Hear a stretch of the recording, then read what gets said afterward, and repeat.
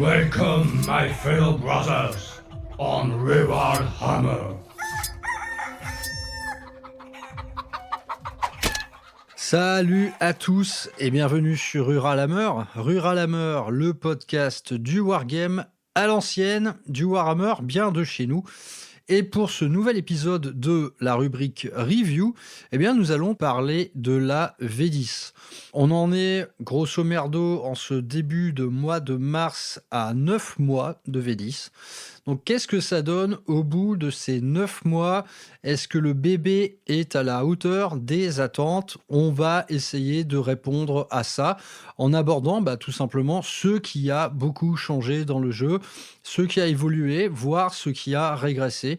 Bref, il est temps de faire un petit bilan, de voir si le fun est présent, de voir si le jeu s'adresse finalement à tout le monde, que ce soit les amateurs, les débutants, les joueurs casus, les compétiteurs, etc. Qu'est-ce que le jeu a sous le pied? Donc on va voir ce qu'on aime et ce qu'on n'aime pas. Donc la 10e édition de Warhammer 40 000, il faut quand même garder à l'esprit que c'est un gros morceau, c'est la 10e édition d'un jeu qui va sur une trentaine d'années au compteur. Ce n'est quand même pas rien. Donc Game Workshop, à mon avis, a dû se décider à vraiment marquer le coup. Et donc pour cette 10e édition, on est sur quelque chose d'assez différent des éditions précédentes. Les éditions précédentes, de mémoire de joueurs, la plus grosse révolution dans le jeu jusqu'à maintenant, ça a été la V3. La V3 changeait radicalement le système de jeu de Warhammer 40 000. Depuis, les éditions successives n'étaient au final que des réadaptations de la version précédente. On a vu l'exemple en V9. La V9, quelque part, était juste une réadaptation, une actualisation de la V8. Le but du jeu, c'était de réinventer un système de règles, mais qui demeurait compatible avec les codex de la V8. Donc c'est pour ça qu'il y a eu beaucoup de joueurs, comme la Garde impériale par exemple, qui ont traîné leur codex V8 pendant plus de 2 ans de V9. Ça avait toujours ce côté frustrant. La V10, de son côté, est une pure remise à plat. Et ça, quelque part, ça change vraiment la donne. C'est qu'on évite certains écueils inhérents au jeu. Ça va nous épargner, par exemple, ce qui a été la course à la puissance, qui a été celle de la V9. La V9, donc, qui était une réadaptation et qui, du coup, devait composer à la fois avec des nouveaux codex V9, qui devait cohabiter avec d'anciens codex V8. Ça a donné pas mal de trous dans la raquette, donc on a eu ce syndrome du nouveau codex pété par habitude. Chaque nouveau codex était pété.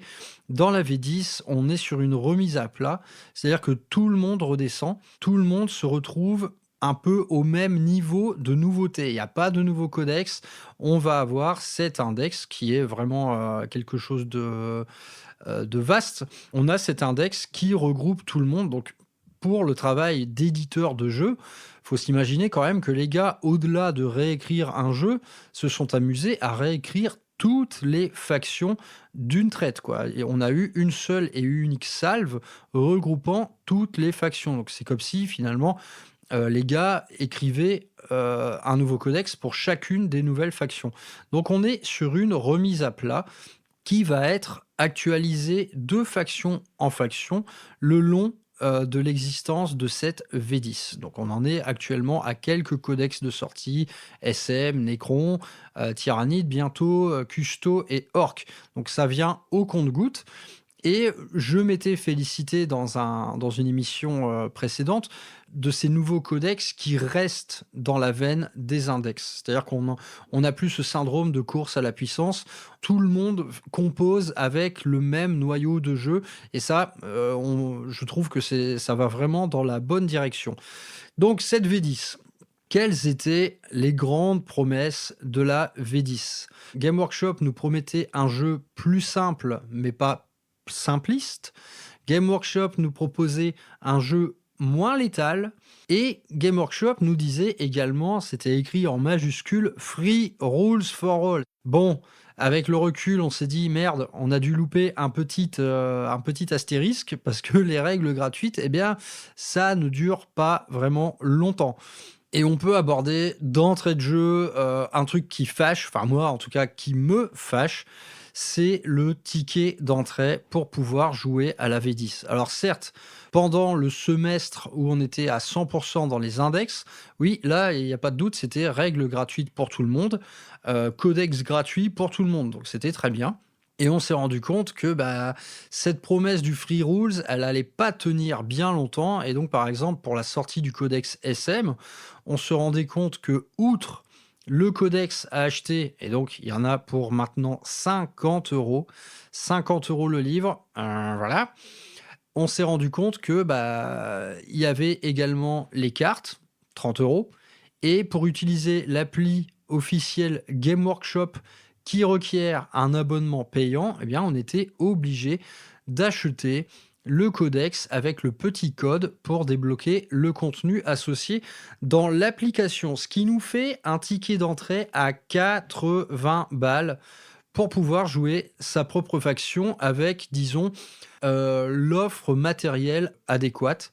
Donc le système de codex, le système de cartes et le list building via l'application officielle. Donc 80 balles le ticket d'entrée, autrement dit, le free rules d'il y a 6 mois, on l'a bien vite oublié et ce sera malheureusement comme ça pour toutes les factions.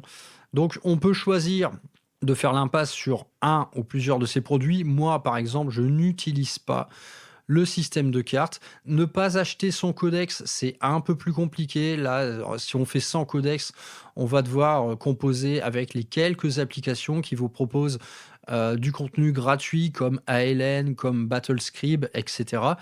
Donc, si on veut jouer dans les meilleures conditions, ça reste bien meilleur quand même d'avoir son codex. Et les cartes, eh bien, je laisse ça à votre appréciation personnelle. Moi, je n'en ai pas ressenti le besoin du tout.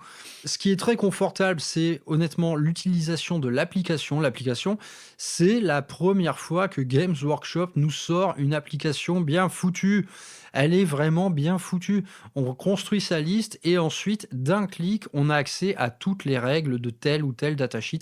C'est très bien foutu. Et donc ça, pour en profiter, pour débloquer les contenus codex, les contenus index sont toujours gratuits, mais pour débloquer les contenus codex, eh bien, il faut acheter le codex bouquin avec le petit code d'activation dedans. Voilà, il y a un choix à faire à ce niveau-là. Ça concerne le confort de jeu, ça concerne la logistique au sein de vos parties. Libre à chacun de faire les choix qu'il veut. C'est, à mon sens, tout à fait possible de traverser cette V10 sans absolument rien acheter, ni codex, ni carte, ni quoi que ce soit. Donc ce système de cartes plus particulièrement, moi je me rends compte qu'il a quand même été adopté par pas mal de gens et c'est vrai que c'est assez confort. On a son petit deck de cartes sur le côté de la table, on y a vite accès. Au moindre doute, on regarde le profil d'une arme, on regarde les détails de telle ou telle capacité. C'est assez pratique. Moi, honnêtement, je vais tout aussi vite à consulter l'application officielle. C'est exactement le même principe. En un clic, on accède à la carte spéciale de l'unité concernée et on a accès à tout. Donc le système de cartes, franchement, c'est sympa. Ça a un coût, naturellement, ça a un coût supplémentaire. À vous de voir ce que vous préférez, avoir des petits decks en carton ou tout simplement avoir souvent le nez dans son application. Et je comprends qu'en fait, avoir le nez dans son téléphone pendant toute une partie, ça peut demeurer assez chiant. Donc pourquoi pas le petit système de carton. Mais néanmoins, un petit carton rouge quand même envers Game Workshop pour être passé si vite du Free Rules for All à 80 € de ticket d'entrée pour jouer Space Marine dans les meilleures conditions.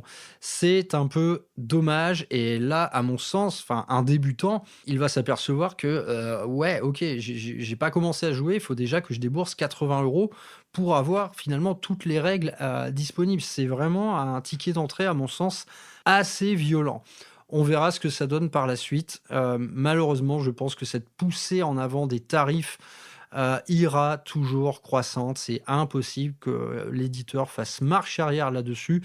Nous vivons dans un monde en crise. Eh bien, le ticket d'entrée pour jouer à Warhammer est tout autant en crise que le reste. Dommage, mais écoute, on essaye de composer avec. Donc, Voilà pour la petite présentation, logistique, l'offre matérielle, et cetera. Maintenant, on va pouvoir commencer à parler, des petites règles et donc, bah, j'ai fait un petit post-it avec ce que sont, à mon sens, les plus gros changements. Un des plus gros changements, eh bien, c'est la disparition de la phase psychique. Donc, adieu la magie, adieu le lancer de sorts, adieu l'abjuration de sorts. Désormais, tout ce qui a trait aux capacités psychiques, eh bien, c'est devenu des armes de tir, voire pour certains des habiletés, comme Typhus par exemple, il a une habileté qui concerne une espèce de sort psychique réellement offensif. Donc tout ça a été simplifié, assez brutalement et a été mis sous la forme, eh bien, c'est souvent des armes, de jet, des armes à torrent, des armes psychiques de tir tout simplement. Donc bien, c'est vraiment très vite fait, même si on joue une armée qui regroupe, disons 2 à 3 psykers, eh bien, ce sera juste un petit tir de plus, un petit tir qui peut néanmoins s'incarner dans un jet plus puissant, qui va vous soumettre potentiellement au péril du warp, qui cette fois, prennent le trait de arme dangereuse, hazardous, le mot-clé en anglais. Voilà, il y a pas grand-chose de plus à en dire. Évidemment, on perd un petit peu en cinématographie, ce n'est plus on a moins en tête, si vous voulez, le fait de lancer un sort. Maintenant, c'est plutôt une arme de tir. Donc là, bah, il faut faire fonctionner un petit peu son imagination et on perd un petit peu en panache, on va dire. Mais par contre, on gagne naturellement en praticité et en lecture de règles et nous verrons qu'il y a beaucoup d'éléments comme ça dans Warhammer 40 000 V10 qui vont vers une simplification de règles un petit peu au détriment, de ce qu'est la cinématographie d'une bataille. Donc exit la phase psy, désormais on va tirer avec des choses, donc il y a il y a un petit peu à boire et à manger, c'est-à-dire que tout ce qui concerne les anciens Smite sont désormais des armes de tir. Et on trouve quand même ça et là dans le jeu, eh bien, des personnages qui ont, des capacités un peu plus poussées en termes de lore, un peu plus poussées en termes de règles. On retrouve par exemple Méphiston qui peut toujours faire valoir, son accélération psychique, c'est-à-dire il va transmettre à lui et à toute son escouade une espèce de frénésie sanguinaire, nimbée de warp. Donc voilà, il demeure quand même ça et là des trucs assez stylés. On retrouve par exemple le Librarian Dreadnought des Blue Angels qui a encore accès aux ailes de Sanguinus, qu'il va pouvoir projeter une unité sur un courant warp. Donc voilà, on retrouve quand même ça et là des petits éléments très marqués visuellement. Donc là voilà, il faut faire un petit peu faire fonctionner son imagination pour retrouver quelque part ce vrai feeling de phase psychique. Donc repose en paix la phase psychique. Moi, ça ne me manque pas plus que ça, honnêtement, d'autant qu'il y a beaucoup de factions dans le jeu qui n'ont jamais eu de phase psychique. Ça va plus vite, c'est plus pratique, de temps en temps c'est stylé, souvent c'est assez anecdotique. Je pense que j'ai fait pas mal de parties avec des psychers. Le bilan, enfin le body count des psychers sur la table, il va jamais bien loin. Ce ne sont c'est rarement des choses très impactantes. Honnêtement, de mémoire, il n'y a que Typhus, je trouve, à l'heure actuelle, qui est un sort qui déboîte vraiment. Et également chez les Grey Knights gardent une vraie capacité létale liée à leur sort psychique. Mais bon, globalement dans le jeu, le psy est moins impactant et moins important, se déroule plus vite, se déroule plus naturellement. Donc rest in peace la phase psy. Si ça manque ou pas, honnêtement je suis mitigé. Pour ma part, j'ai envie de dire bof. Deuxième point de règle qui a quand même beaucoup changé, eh bien il s'agit du couvert. Donc le couvert qui jadis était séparé en deux catégories, le couvert léger et le couvert dense, s'est retrouvé ici simplifié vraiment à l'extrême. C'est qu'il n'y a plus qu'un seul type de couvert, donc qui équivaut à l'ancien couvert léger, et désormais le couvert c'est plus un save. Quoi qu'il arrive, c'est plus un save. Donc contrairement à avant, ici on gagne réellement en lecture de jeu. C'est que dans le système de règles actuel, il ne vous faudra jamais plus de 5 secondes pour déterminer si quelqu'un a le couvert ou pas. Il suffit de se mettre à hauteur de figurine, dans le champ de vision d'une figurine. tout de suite, on arrive à déterminer si la chose est partiellement visible ou pas. Si elle est partiellement visible, c'est plus un save. Le résultat de ça, eh bien, c'est que on a très facilement le couvert dans le système actuel de jeu.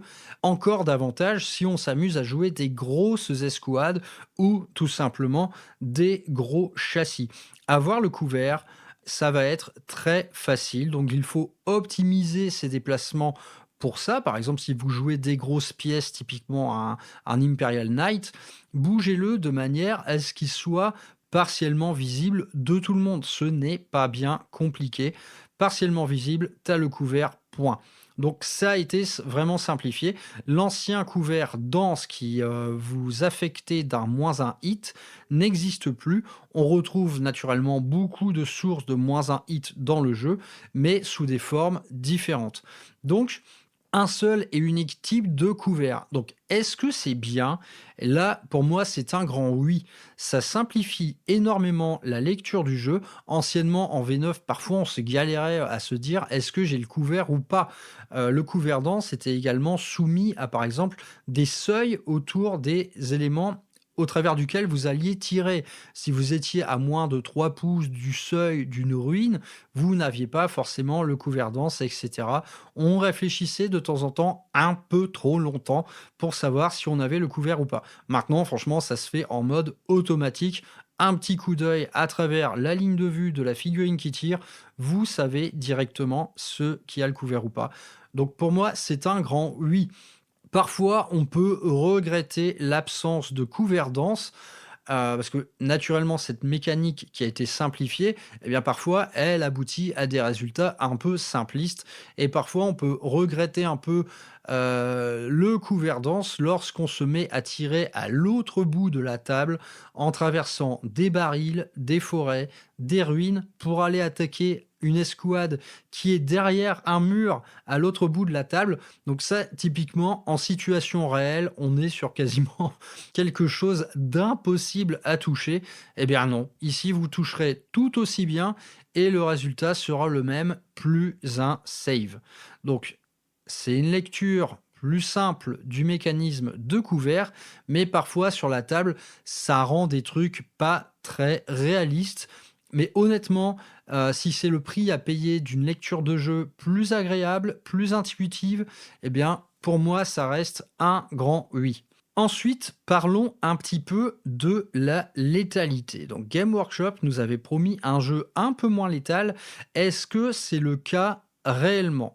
Alors, de manière globale, oui, mais nous verrons plus tard que cette létalité, finalement, elle s'incarne dans d'autres choses. Donc, qu'est-ce qui explique finalement dans le système de règles actuel que la létalité soit plus contenue?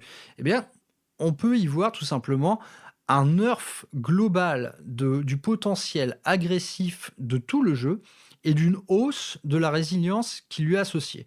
Donc globalement, on voit une forte hausse des endurances de manière globale et surtout sur les véhicules. On voit une baisse de l'APA de manière globale également. C'est qu'à l'heure actuelle, par exemple, de l'APA-4, vous n'en trouverez presque plus, à moins d'aller dans des armes de destruction massive ou des armes de corps à corps, de Primarque démon, ce genre de saloperie. Mais globalement, l'APA-4 est quasiment introuvable. L'APA-3 est très rare, elle est réservée uniquement aux grosses armes anti-chars et aux armes de corps à corps les plus démentielles. Mais de l'APA-3 sur de l'infanterie, vous n'en trouverez presque pas. De l'APA-3 au corps à corps, c'est extrêmement rare. Voilà. La létalité est plus contenue. La résilience a été augmentée, donc que ce soit sur les gros châssis, donc les grands gagnants de tout ça, naturellement, ce sont les tanks. Un Land Raider, par exemple, est passé de Endurance 8 à Endurance 12. On a même quelques paliers assez délirants d'Endurance 13. C'est le cas, il me semble, du char Rogaldorn. Donc les endurances ont vraiment augmenté, y compris pour certains types d'infanterie, donc les infanteries lourdes. On a vu par exemple des hausses d'endurance chez les Terminators, les armures Gravis, tout ce qui est quelque part de l'infanterie lourde, de l'infanterie soit d'assaut, soit de siège. Idem pour les custodes, idem pour les centurions Space Marine. Donc ici, on a des nouveaux caps d'endurance assez décisifs. Anciennement, le cap d'endurance principal pour l'infanterie, c'était le passage à l'endurance 5. En V9, les infanteries avec une endurance de 5 étaient très difficiles à blesser via des armes de saturation normale type bolter. Là, dans le jeu, on a toutes les endurances qui ont augmenté. Eh bien, ce nouveau cap de l'infanterie difficile à blesser, il va plus être du côté des endurances 6, voire 7. On a quand même quelques unités d'endurance 7, comme les Terminator Custodes à la russe, comme les Centurions Space Marine, là vraiment l'infanterie hyper lourde. Donc ce nouveau cap de puissance pour l'infanterie, il est du côté de l'endurance 6 ou 7. Tandis que les grosses endurances, enfin les grands seuils d'endurance des gros châssis, ils vont être d'une part à endurance 10 pour les véhicules plus légers et d'autre part à endurance 12 pour les véhicules plus lourds. Donc le résultat de tout ça, eh bien, c'est tout simplement que les châssis, les gros châssis, sont beaucoup plus viables qu'ils ne le furent en V9. La V9 était une version réellement destructrice de blindés, tant et si bien que pas grand monde n'en jouait finalement.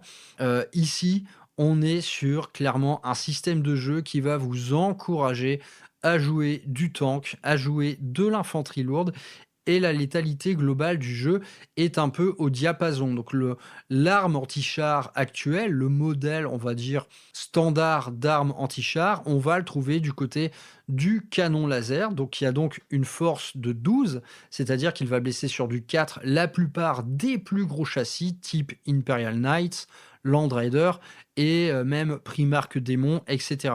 Donc la force 12 est devenue le principal palier. En dessous d'une force de 12, eh bien, vous ne pouvez pas vraiment vous considérer comme une arme anti-char.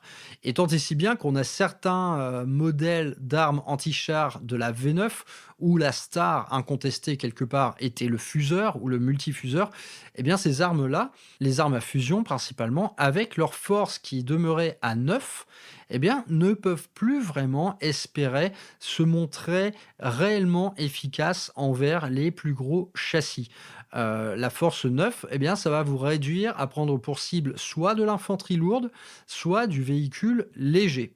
Et donc, on a pas mal de choses comme ça qui ont changé, des anciens paliers qui ont changé, des armes de prédilection qui se sont mises quelque part à changer de cible et plus globalement, dans le système de létalité du jeu, on a plus fait de place à l'aléatoire plutôt qu'à l'efficacité brutale. C'est par exemple, nous ne retrouvons plus dans les profils d'armes anti-char des jets de dégâts façon D3 plus 3. D3 plus 3, à l'époque, c'était la fameuse lance des ténèbres Drukhari. C'était un modèle de fiabilité parce que vous alliez faire de 4 à 6 points de vie par blessure, c'était énorme. Désormais, le modèle type de damage d'une arme anti-char va plus être du côté D6 plus 1, voire D6 plus 2. Donc on introduit vraiment une vraie part d'aléatoire dans tout ça. C'est que, admettons que vous passiez 2 tirs de canon laser dans un châssis façon Predator, eh bien vous faites un 1 et un 2, eh bien ça fait un gros prout quoi. 2 tirs qui étaient censés pouvoir être capable de pulvériser un châssis se retrouve à juste lui faire une petite trace de peinture abîmée. Donc il y a plus d'aléatoires qu'avant, il y a moins de jets hyper fiables du genre 2D3, ça n'existe plus, on n'en voit plus. D3 plus 3, je ne me souviens pas en avoir vu, je peux me tromper, mais ça concerne peut-être quelques armes de corps à corps extrêmement destructrices, mais de mémoire, même la lame d'Angron, par exemple, eh bien, vous fait des dégâts à D6 plus 1. Donc sur un coup, sur une mauvaise chatte, vous pouvez être foutu de louper un custodes. Donc, il y a plus d'aléatoires, les endurances ont augmenté, l'APA est bien plus contenue qu'elle ne le fut, et nous n'oublions pas qu'il est désormais très facile d'avoir le couvert, donc PA plus basse, plus couvert, eh bien, égale des trucs qui résistent mieux. Un très bon exemple, par exemple, c'est le châssis Redemptor Dreadnought, donc il y a une save à 2+, et on va se démerder pour avoir souvent le couvert, qui va ramener sa save à 1+. Eh bien, même si vous faites face à l'arme anti-char par excellence, qui est le canon laser ou la lance des ténèbres, avec sa PA-3, eh bien, vous aurez quand même une bonne vieille save à 4. Honnêtement, on se souvient de la V9 dans certaines conditions, c'est qu'on jouait à Redemptor Dreadnought, un tir de fuseur à pleine puissance dans la gueule, eh bien, nous n'avions même plus de sauvegarde. Donc là, ici, ça a changé. On a quand même beaucoup plus souvent des jets de sauvegarde. Les sauvegardes qui s'annulent complètement, on en voit de plus en plus rarement, excepté évidemment sur les troupes les plus légères. Mais, eh bien, ça fait plaisir. Ça fait plaisir, tout ça. On n'a plus ces mécaniques frustrantes qui enlevaient complètement une sauvegarde. Ces armes de tir à PA-4, elles ne sont plus là. Le couvert, on l'a bien plus souvent. Donc ça fait quand même plaisir d'aligner des gros châssis et de les garder plus de 3 voire 4 tours. Honnêtement, même des véhicules assez légers, moi je joue beaucoup les Tactical Warsuit par exemple, eh bien une Tactical Warsuit, ça survit, ça a une save à 3. Si vous vous faites bâcher au corps à corps par des custos qui vous cartonnent à PA-2, eh bien voilà, un petit Armor of Contempt, eh bien j'ai quand même une save à 4. Les jets de sauvegarde, on les lance toujours, ils sont toujours là, ils ne se font plus complètement annuler par une puissance de feu dévastatrice, et ça fait bien plaisir. Donc globalement, on change d'échelle d'endurance, et ça implique un changement global d'échelle de puissance. C'est-à-dire que désormais, on a quand même un énorme gap entre ce qui est, par exemple, une arme de tir de saturation comme le bolter ou le canon laser, donc de la force 3 ou 4, face à des châssis qui peuvent aller jusqu'à une endurance de 13. Et donc, le résultat de tout ça, c'est qu'il faut mieux choisir ses cibles. Car anciennement, en V9 par exemple, la saturation fonctionnait quoi qu'il arrive. C'était avec un bon jet de dés, une salve de bolter pouvait quand même blesser un véhicule léger. Désormais, avec des forces d'armes de saturation qui sont restées les mêmes et des endurances qui ont augmenté, il vous sera absolument impossible d'être efficace sur un gros châssis avec de simples troupes. Donc, vos troupes vont devoir mieux choisir leurs cibles, vos armes anti-chars vont devoir tirer sur les cibles adaptées. Donc ça a pas mal bousculé, à mon sens, la mécanique de jeu. C'est qu'on ne se sert plus de l'infanterie pour tirer sur des véhicules, comme ça avait pu être le cas auparavant. Désormais, il faut avoir, donc ça a pas mal changé également le list building, c'est que à l'heure de la V10, honnêtement, c'est une assez mauvaise idée de sortir, par exemple, sans la moindre arme anti-char, parce que si vous ne jouez, par exemple, que de l'infanterie, vous serez plus ou moins incapable d'être significativement létal sur les véhicules de l'ennemi. Chaque troupe va avoir ses cibles potentielles désignées. Et à l'heure actuelle, même la troupaille de base, disons de la garde impériale, ne pourra pas faire grand-chose face à de l'infanterie lourde façon Death Shroud Terminator, ce genre de profil, ou Custodes. Donc il faut mieux choisir ses cibles, il faut mieux gamberger finalement sur sa phase de tir pour être le plus impactant. Et donc on ne peut plus vraiment compter sur la chance pour se sortir de telle ou telle situation, parce que dès lors que vous ne blessez plus que sur du 6, il ne faudra pas attendre davantage que gratter 1 ou 2 points de vie par-ci par-là. Donc on a eu un réel nerf du jeu de ce point de vue, une réelle baisse de létalité. Cependant, on voit que sur le terrain, Warhammer 40 000 est un jeu qui envoie toujours autant la sauce. C'est que ça demeure très létal, malgré tout.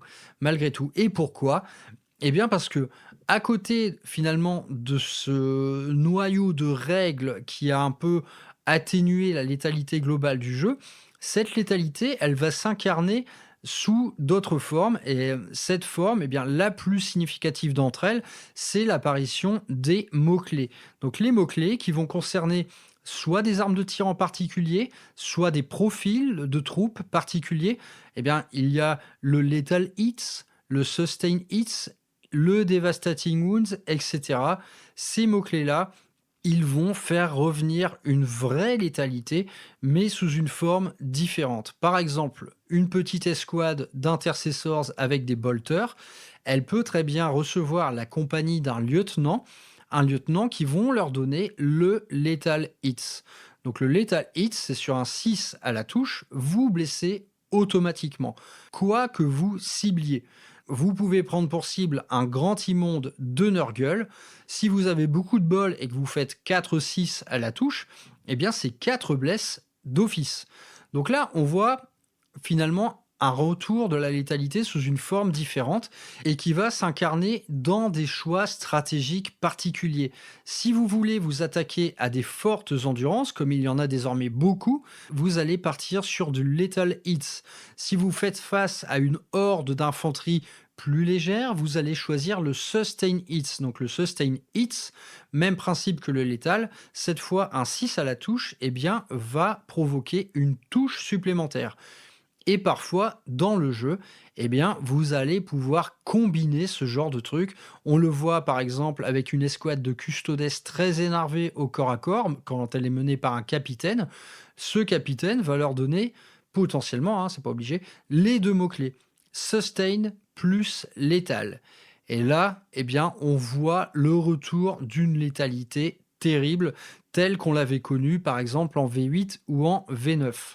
Idem, le système de Devastating Wounds, donc sur un 6 à la blesse, ça fait une blessure mortelle.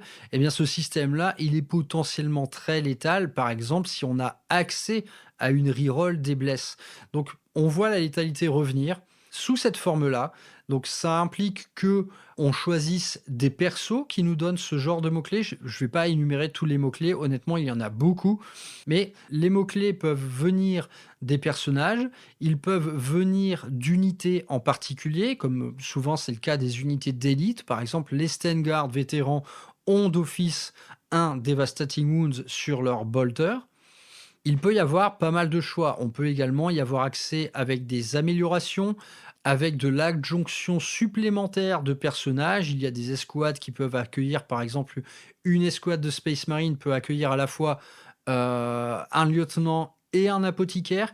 Ça va vous permettre de cumuler plusieurs types de mots-clés différents. Bref, il y a quand même beaucoup à faire. Et ces mots-clés, à l'heure actuelle du jeu, sont finalement la première source de puissance qui s'offre à vous. C'est qu'une escouade de base avec un Lethal Hits, elle devient très dangereuse. Une escouade qui fait des tirs plus lourds avec un Sustain Hits, elle est potentiellement encore plus dangereuse. Et dès lors que vous vous mettez à cumuler certains de ces mots-clés, là on parle d'unités terrifiantes. Voilà. Parlons maintenant des personnages. Donc les personnages se jouent de manière radicalement différente dans cette V10. À l'époque, que ce soit en V8 ou en V9, les personnages étaient quelque part ils se jouaient en solo. Vous les mettiez à proximité de qui avait besoin de support de personnages. Par exemple, les capitaines Space Marine donnaient autour d'eux une aura de reroll des 1 à la touche. Désormais, c'est fini. Les personnages vont se jouer en tant que leaders, c'est-à-dire qu'ils vont s'intégrer dans des escouades pour donner à ces escouades certains types de mots-clés comme ceux dont on vient de parler, d'autres capacités spéciales, par exemple fournir à votre escouade une invulnérable, un feel no pain, ce genre de truc, améliorer la PA de leurs armes, etc. Il y a beaucoup de types de personnages différents. Il y a également le retour un peu des Toubibs, donc les Toubibs qui vont pouvoir vous faire repopper un personnage. Les choix sont très nombreux et donc désormais on joue les personnages comme étant des chefs d'unité. C'est également un des plus gros changements de cette version et on peut s'en féliciter parce que c'est vraiment très cool. C'est très cool d'avoir des escouades quelque part qu'on parvient à personnaliser, que ce soit en choisissant des capitaines, des lieutenants, des apothicaires, des chapelains, des psykers, etc., etc. Les choix sont vraiment nombreux. Ça donne à vos escouades un vrai look d'escouade d'élite ou alors une vraie personnalité ou alors tout simplement on renforce l'ADN de cette escouade.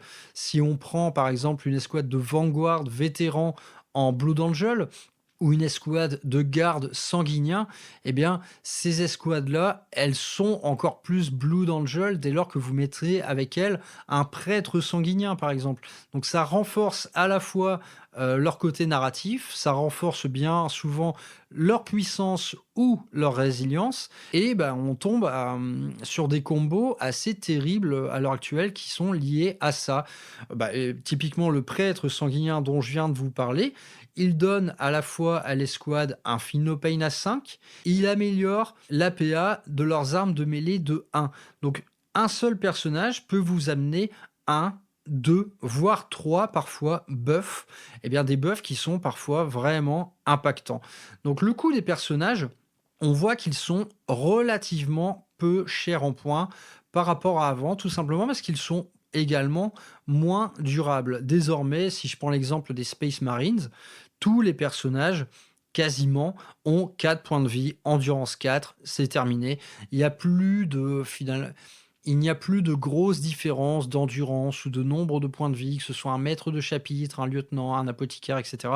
On est également arrivé là à une simplification globale du type de profil des personnages, mais en tout cas, on se régale quelque part à jouer des escouades variées entre elles de par l'incorporation de tel ou tel personnage. Donc là, concernant cette V10, honnêtement, c'est une addition que j'adore. Je trouve que ça donne beaucoup de punch aux parties. Et donc le résultat de tout ça pour l'instant, c'est que, on a on va parler de méta, hein, quelque part, la méta actuelle du jeu, elle va tout simplement là-dessus à l'heure actuelle. On a des armées avec à la fois beaucoup de personnages pour donner vraiment du corps à vos unités et beaucoup de véhicules parce que ces derniers jouissent d'une résilience accrue par rapport aux versions précédentes du jeu. Donc ces deux éléments-là, les gros châssis, les personnages, c'est quelque chose qu'on retrouve dans quasiment toutes les armées et c'est quelque chose de fun à jouer. Donc ne nous privons pas, jouons évidemment beaucoup de blindés et beaucoup de personnages. Et donc si on continue un peu sur la méta à l'heure actuelle, on se rend compte que cette méta, elle est vraiment orientée vers le tir. C'est quelque chose dont on s'est aperçu relativement vite en jouant tout simplement, hein, en essayant ce nouveau système de jeu. On voit que les armées de tir ont pas mal le vent en poupe parce que toutes les raisons que j'ai citées précédemment. Les armes ont été rééchelonnées, les blindés ont gagné en résilience, donc un blindé généralement ça tire beaucoup, et on a souvent le couvert. Et du côté du corps à corps, c'est un peu plus nuancé. Car du côté du corps à corps, naturellement, le couvert, vous ne l'avez plus. Et également, dans la mécanique de jeu, il y a certaines choses qui sont apparues et qui sont venues un peu compliquer le gameplay des armées uniquement constituées de troupes de corps à corps. Donc on parle là principalement par exemple du mécanisme de charge. Désormais, lorsque vous chargez, vous allez devoir franchir la distance maximale de votre jet de dés qui vous permettent d'aller contacter l'ennemi. C'est-à-dire on ne peut plus vraiment s'adonner à quelques tricks comme on le faisait avant, c'est-à-dire à la fois charger une unité et garder un petit pied sur un objectif, histoire de dire ok, je t'impacte tout en ne renonçant pas à mon map control, à ma prise d'objectif. Désormais, je ne vais pas faire le détail des règles qui sont venues compliquer tout ça, mais désormais, c'est plus difficile. Lorsque vous jouez par exemple MSU, donc uniquement des petites unités, par exemple en Blood Angel, c'est quelque chose qu'on voit souvent, en Blood Angel, une armée avec plein d'unités de 5 mecs de corps à corps, avec ce type d'armée-là, ça va être compliqué à la fois d'impacter, mais tout en gardant finalement des pieds sur les objectifs primaires. C'est assez compliqué. On ne peut plus choisir de parcourir telle ou telle distance de charge. Il faut absolument venir socler l'adversaire, quitte à renoncer à l'objectif qui est juste derrière vous. Donc ça, pendant mes premières parties en Blood Angel, c'est quelque chose que j'ai remarqué vraiment, assez immédiatement. Je me dis: «Merde, putain, en fait, là, je suis en train de te charger, mais l'objectif, il est 2 pouces derrière moi, si tu veux». J'ai pas pu rester dessus en t'impactant. J'ai été obligé de franchir la distance maximale pour aller, te contacter socle à socle. Ça implique, bah, finalement quelques petits changements dans le gameplay des armées d'assaut. C'est que désormais, on va évidemment toujours chercher l'impact, tout en gardant, eh bien, quelques marges de sécurité pour la prise d'objectifs. Ça a rendu notre jeu un peu plus compliqué et on voit à l'heure actuelle qu'avec une armée de tir, on se pose moins de questions. On s'empare plus facilement des objets tout en lâchant la sauce sur l'adversaire. Donc il y a un petit déséquilibre à mon sens à ce niveau-là. On voit, je m'intéresse que moyennement à la chose, mais dans les sphères compétitives à l'heure actuelle, il ne me semble pas voir énormément de listes très typées corps à corps. Donc est-ce que ça va changer? Est-ce que finalement, dans les prochains changements de règles, on aura un système un peu à la Age of Sigmar qui met en lumière tel ou tel type de troupe d'un semestre à l'autre? Là, pour l'instant, on a une méta axée tir. Est-ce que dans 6 mois, on aura une méta axée corps à corps avec un petit changement de règle qui va bien? Je demande à voir. Pour l'instant, en tout cas, il faut plus se creuser les méninges dès lors qu'on joue des troupes, bah, qui ont justement vocation à foncer dans le tas. Donc ça, c'est assez intéressant ce petit contraste. Donc ça, on verra à l'avenir ce que ça donne, mais pour l'instant, clairement, on n'est plus douillé en jouant une armée de tir. Autre point de règle, dont pas mal de monde a parlé, il s'agit des Battle Shock, donc les tests d'ébranlement.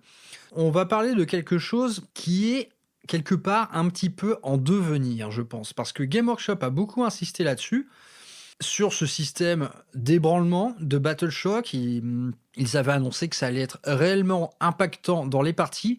Le résultat, après 9 mois de jeu, c'est qu'on se dit « ouais, bof ». Ça va arriver une fois ou deux par partie que vous loupiez un objectif primaire dès lors que vous serez battle choqué. Donc voilà, c'est 5 points, vous vous en passez, etc. Mais honnêtement, c'est pas non plus monnaie courante. Et tant et si bien qu'on a certaines factions qui ont, eh bien, articulé leur gameplay autour de ces systèmes de Battle Shock. On voit par exemple les Tyrannides.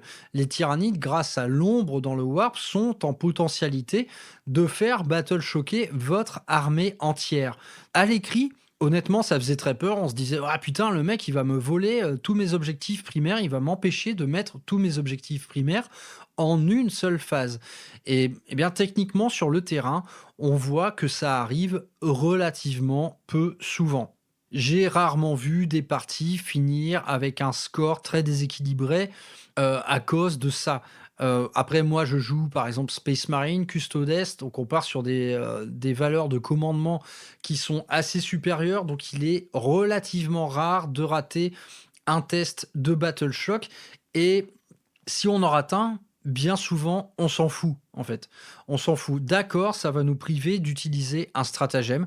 Donc ça, c'est des choses qui peuvent, quelque part, introduire un gameplay.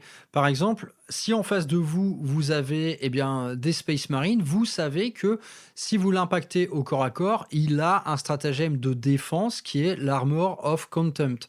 Donc, qui est un stratagème qui peut réellement affecter votre létalité lorsque vous foncez dans le tas. Donc, vous savez qu'il a ça en besace pour se protéger. Eh bien, pourquoi pas utiliser par exemple une unité de tir qui est un peu typé tir de barrage qui provoque un test de Battle Shock automatique. Ça peut être un gameplay sympa, mais globalement, vous réussirez assez rarement. Ça m'est déjà arrivé, hein, honnêtement, il y a pas si longtemps, je ne sais plus, je vous en ai peut-être déjà parlé, mais mon unité mal aimée de suppressors, eh bien, avec ces gros autocanons, elle provoque un test de Battle Shock automatique. Donc, j'avais ciblé des Space Marines du chaos qui pouvaient se protéger avec un stratagème défensif. Bam, je les allume. Ok, il rate son test de Battle Shock. Eh bien, il n'a pas pu se protéger de la charge de Vanguard vétéran qui lui arrivait dans le groin juste après. Donc voilà, ça et là, on a quand même quelques éléments de gameplay assez intéressants, mais dans le cadre actuel des règles de jeu, le Battle Shock est un peu absent. il impacte très rarement. Il va vous faire paumer 5 points de primaire de temps en temps, mais ce n'est jamais bien grave. Et donc, de ce fait, les armées, quelque part, les factions qui articulent leur gameplay autour du Battle Shock sont relativement peu séduisantes, voire peu puissantes. Donc, on voit ça donc, chez les Tyrannides dont j'ai parlé. On a également vu ça dans la review d'Archangel. Donc, on a un détachement d'Archangel qui est vraiment entièrement articulé autour des tests de Battle Shock manqués. Et ces tests de Battle Shock manqués, eh bien, vous n'en aurez pas très souvent. Donc, à mon sens, il y a encore des efforts à faire sur cet élément de règle. Je pense que on peut voir, pourquoi pas dans le futur, une méta qui pourrait s'articuler eh bien, autour des unités qui vous donnent des malus au test d'ébranlement. Ça peut être des gameplays assez intéressants, mais je pense que la chose est encore en devenir. Il y a encore pas mal de choses à creuser autour de ces tests de Battle Shock qui, pour l'heure, sont bien trop discrets. Donc là-dessus, j'ai envie de dire wait and see. Venons-en maintenant à l'organisation des listes de Warhammer 40 000 en V10, qui a donc introduit cette nouvelle manière de jouer que sont les détachements. Donc les détachements, ça aussi, je trouve que c'est une réelle réussite. C'est tellement cool. C'est un encouragement clair et net à la liste thématique, d'une part, parce que, bah, évidemment, quand on joue Iron Hands, eh bien, on a le détachement qui va avec, mais sans dire son nom, il est clairement associé au gameplay Iron Hands, qui s'articule beaucoup autour des Dreadnoughts, des Tech Marines, des véhicules de manière plus globale.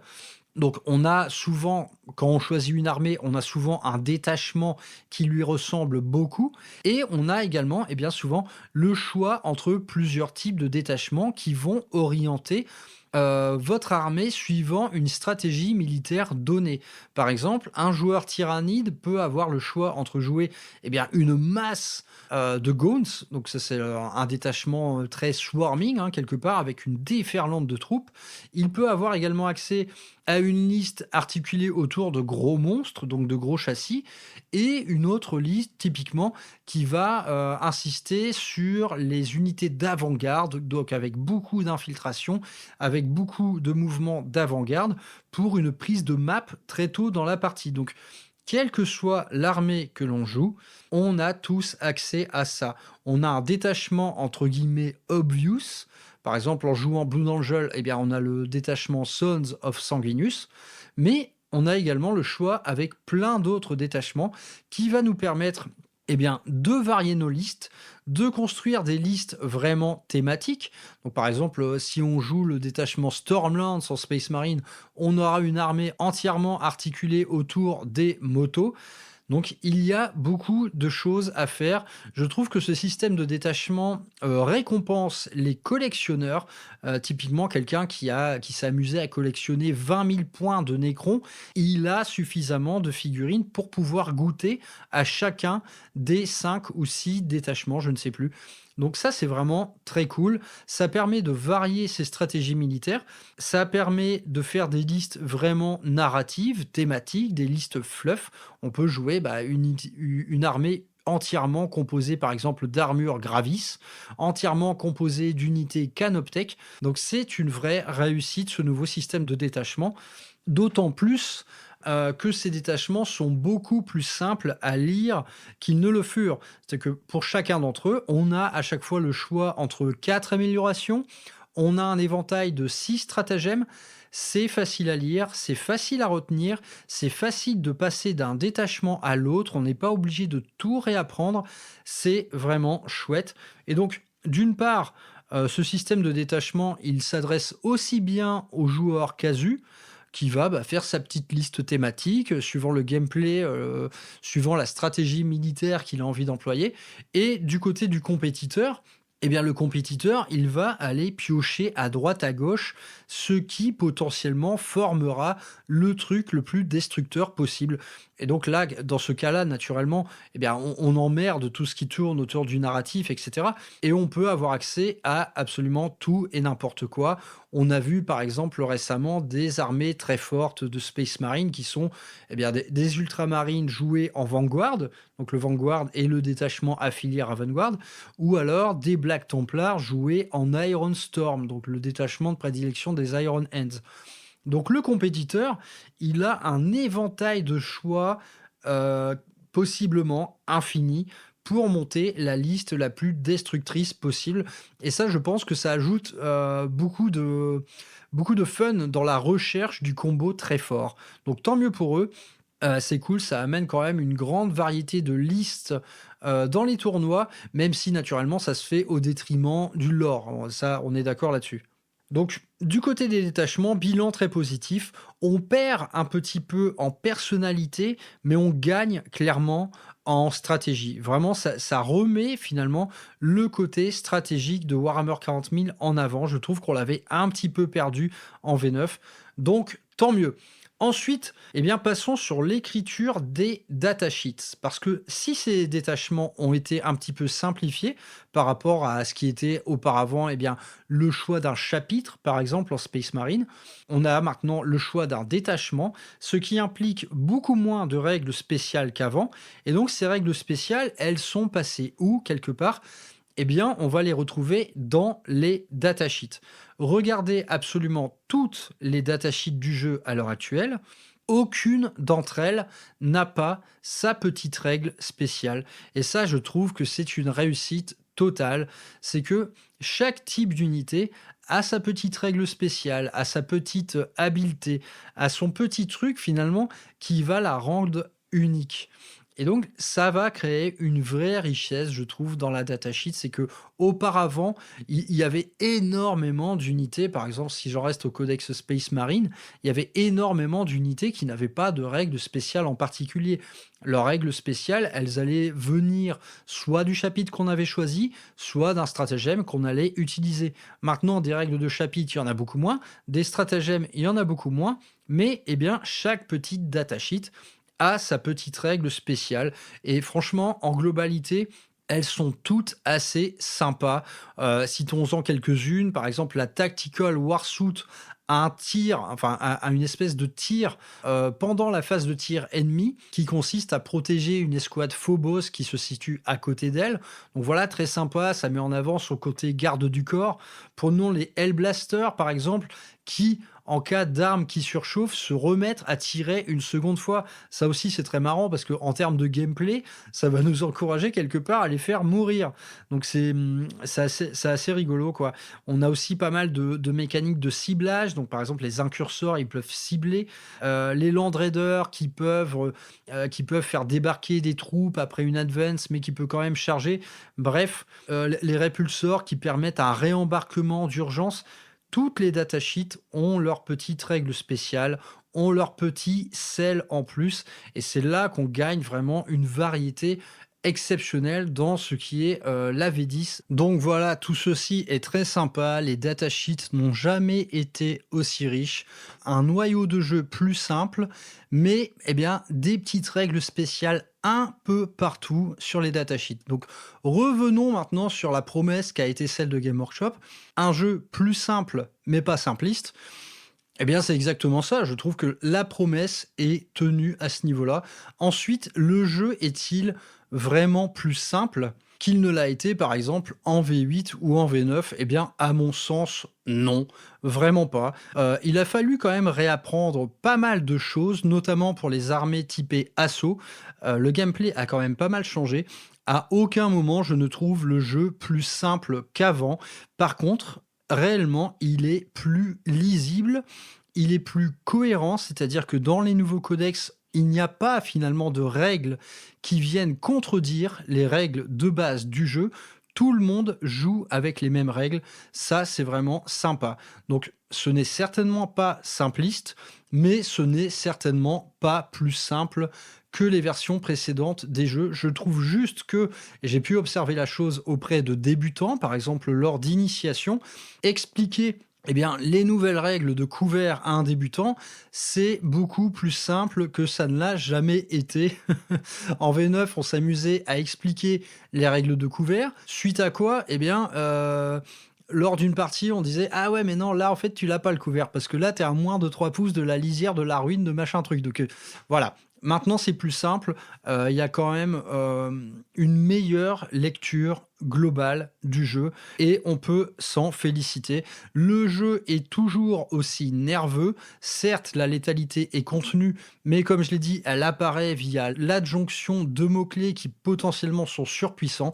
Donc tout ça ajoute du fun, tout ça ajoute de la variété stratégique, notamment via le choix des détachements qui s'offrent à vous et qui sont pour la plupart vraiment très bien écrits, même ceux qui, en première lecture, on se dit mais c'est pas fort, enfin c'est pas assez fort et tout.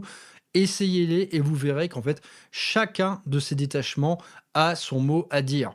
Donc en termes de jeu, comme je l'ai dit, la mode est au tank et au personnage, et honnêtement on peut s'en féliciter parce qu'on a passé réellement une V9 privée de tank.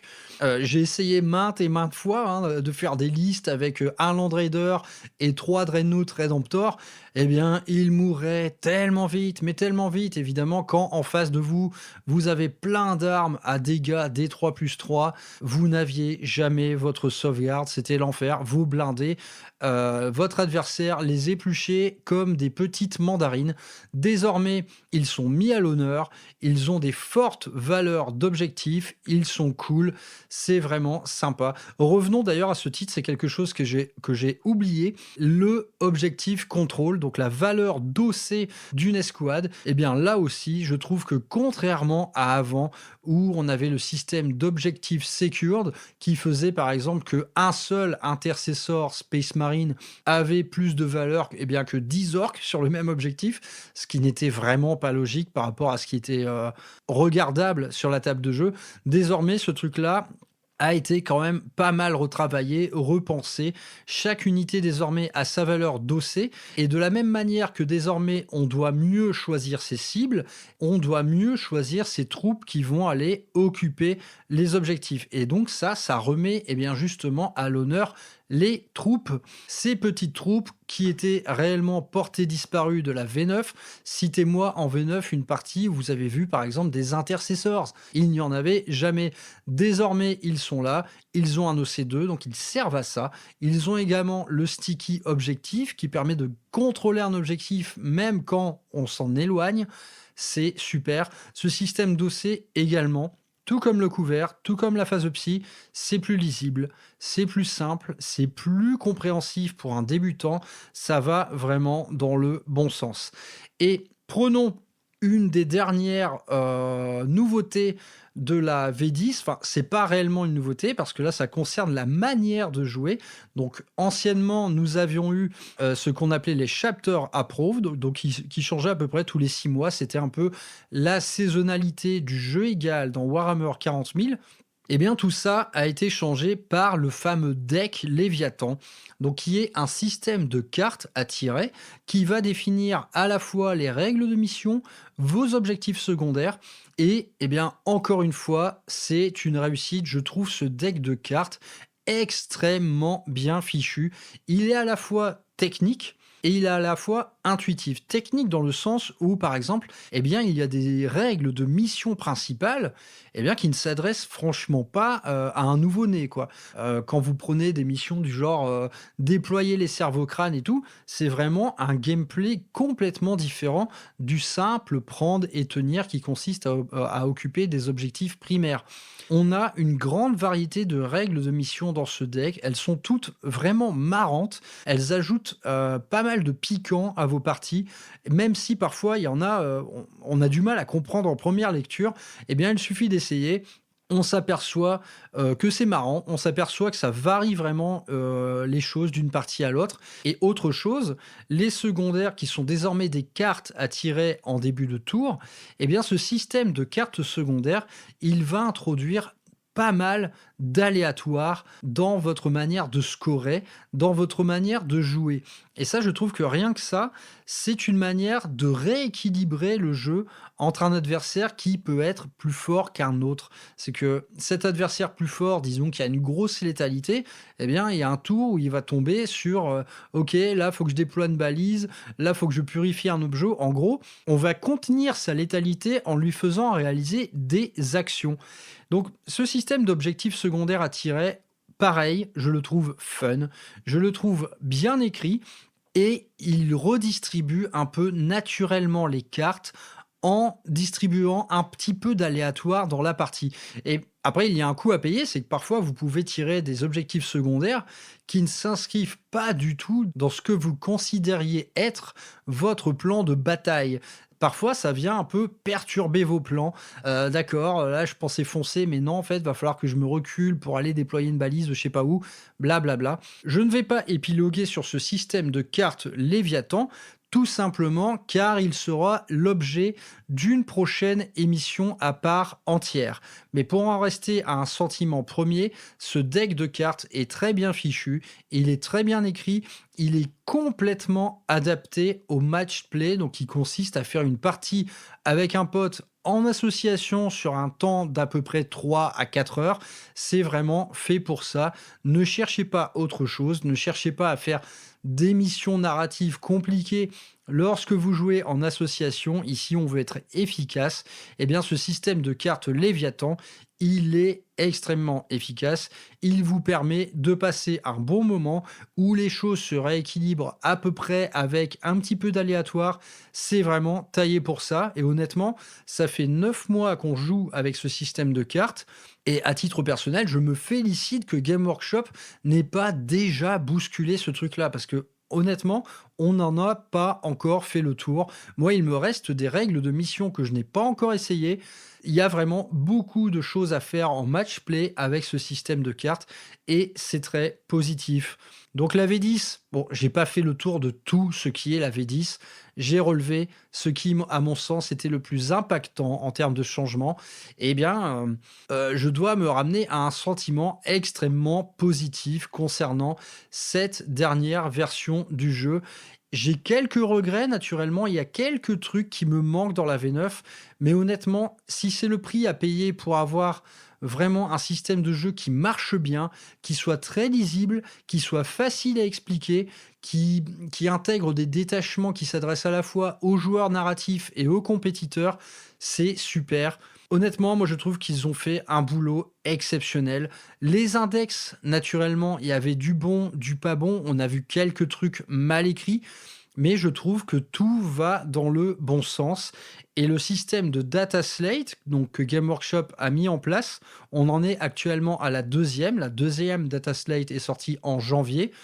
Eh bien, tout va dans le bon sens. Je trouve que c'est vraiment, de la part de Game Workshop, c'est un excellent travail. D'une part, parce que parfois, ils n'hésitent même plus à reconnaître ses propres erreurs. On pense notamment aux Custodes qui s'étaient fait plus ou moins annuler leur règle principale. Eh bien, Game Workshop est revenu là-dessus. C'est un aveu d'échec quelque part, mais on est content qu'il le fasse, cet aveu d'échec. Quand on voit que quelque chose va mal dans le jeu et que c'est la faute de l'éditeur, on est content de le voir revenir dessus. Je ne vais pas éplucher longuement les data slates, mais tout va dans le bon sens. Ce qui était des mécaniques de jeu un peu frustrantes, comme le tir sans ligne de vue, c'est vu, eh bien, un peu décapité, voire un peu trop parfois. Il y a certains coups en point qui, du coup, ne sont plus vraiment adaptés aux nouvelles règles du tir sans ligne de vue. Ceux qui manquaient d'impact, typiquement des Blood Angel au corps à corps, eh bien, on leur a remis. Vraiment, ça va dans le bon sens. Je trouve que les corrections sont judicieuses. Je trouve que les rééchelonnages en points sont tout aussi judicieux. Honnêtement, tout va bien à l'heure actuelle dans Warhammer 40 000 V10. Les quelques trous dans la raquette qui restent, eh bien, honnêtement, on peut s'attendre à les voir corrigés lors de la prochaine dataslate qui tombera avant l'été. Donc bravo Game Workshop, bravo pour cette V10 vraiment, parce que je trouve qu'elle reparle à tout le monde. La V9, mettez de côté vraiment pas mal de gens. Les joueurs casus n'ont rien compris à cette V9. la V10, je trouve qu'elle a ce don pour l'instant de mettre tout le monde d'accord, même si à mon sens, elle mène un peu la vie dure aux compétiteurs parce que il faut plus réfléchir qu'avant, je pense, à la recherche du combo parfait. Et ça, moi, je m'en félicite vraiment. Je trouve que ça va dans le bon sens. Ceux qui jouent très dur, eh bien, rendons-leur le jeu un petit peu plus dur. C'est quoi de plus normal après tout? Mais eh bien, ne boudons pas notre plaisir. Cette V10 est vraiment extrêmement aboutie, je pense. Et dès lors qu'on aura encore plus de codex, encore plus de choix de détachement, on va passer vraiment, il nous reste encore 2 ans à vivre avec cette V10. Je pense qu'on va se marrer à tous les étages. Voilà, c'est fini pour cette petite review de V10. Je suis navré, c'est une émission un peu factuelle, hein. On n'a pas beaucoup rigolé là. Faites confiance à Ruralhammer pour le retour de la gaudriole facile, mais de temps en temps, eh bien, ça fait quand même, c'est quand même nécessaire de parler un peu de règles, de parler un peu d'édition de jeu. Voilà, ça fait également partie de notre vie. Eh bien, je vous donne rendez-vous prochainement pour une autre émission qui, je l'espère, sera plus drôle, plus marrante. Faites-moi confiance là-dessus, ça va revenir les gars. Portez-vous bien et à très bientôt sur Ruralhammer. Ciao.